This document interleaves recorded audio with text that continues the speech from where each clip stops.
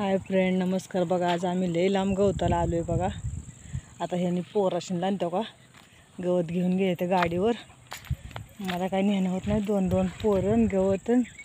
त्याच्यामुळे मी येते, चालत जावा तुम्ही. आता इकडं बघा, इकडं पार बघा असं. इथं आमचं इथं मोठं गावचं तळ आहे, त्याच्या पाठीमागे ह्यांचं शेत आहे. त्याच्यामुळे मग आम्ही इथं गवताला आलो त्यांना शेळ्यांना गवत नाही. हे मिरच्यातलं न्यायला लागलो बघा. आता गवत बघा लई लांब आलो आहे बघा. आता घरापासून इथवर यायला कमीत कमी 4 किलोमीटर अंतर येते बघा. म्हणून आता काय करतो आम्ही, आता गाडीवरच येतो सुट्टी झाल्यानंतर. कारण आता शेळ्यांना मोकळं सोडायला बी आता कुठं राहिलं नाही. ते झेंडूत होतं ना, आम्ही झेंडूत जात होता, ते बी त्यांनी बी आता लोटरलं ते. त्याच्यामुळे आता काय झेंडूत नेता येई नाही. तर ही लई लांब आहे गवत, म्हणून आम्ही आता गाडीवरच येतो. गाडीवर जातो, पोरांना बी घेऊन येतो. पाणी त्यांचं खायचं प्यायचं सगळं सगळं सगळं सगळं आणावं लागतं हो. काय करता, शेळ्या सांभाळायचं म्हणल्यावर लई करावं लागते. काय करायचं, त्यात मोकळं सोडायला तिकडं माळाने काहीच नाही, मोकळं सोडायला बी काय नाही हो, खायलाच काय नाही.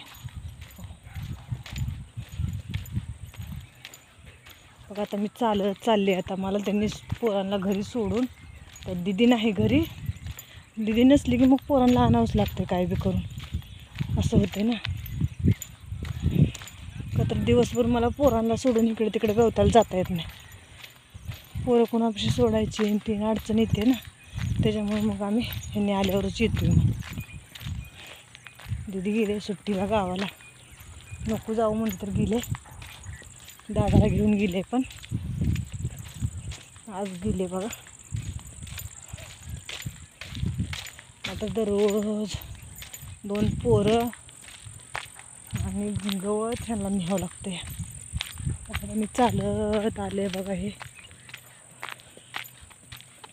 बघा, हे रस्ता आहे, या रस्त्याने जावं लागतं बघा. इकडं कसं जंगल आहे आणि पण इकडं ह्यांची शेती आहे.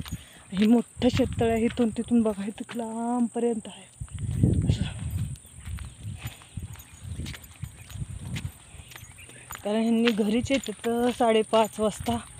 मग तिथनं पोरांना घ्यायचं आणि यायचं, तोपर्यंत येस्तोर टायमिंगच होतं ना.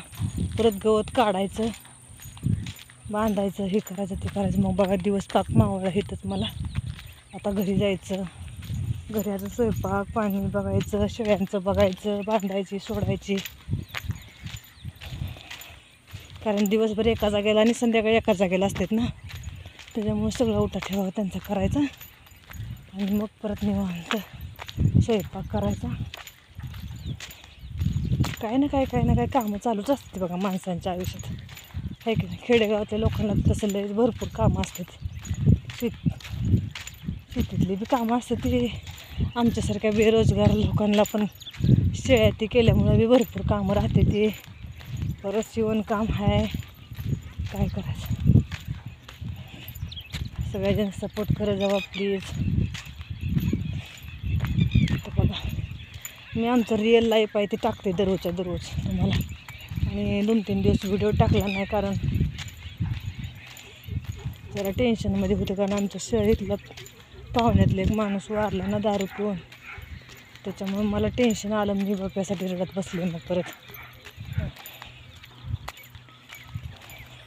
कारण माणूस गेल्यानंतर लई टेन्शन येते हो. आणि ते मग त्यात आपलं बी दुःख येतेच का नाही आपल्याला. आता त्यांचं घर आलं आहे बघा, इथे आंबे झाड दिसतात का, त्याच्या पुढे जरा घर आहे त्यांचं. चला तर मग बाय बाय. सगळ्यांना सपोर्ट करत जावा प्लीज, गरिबांना सपोर्ट करत जावा.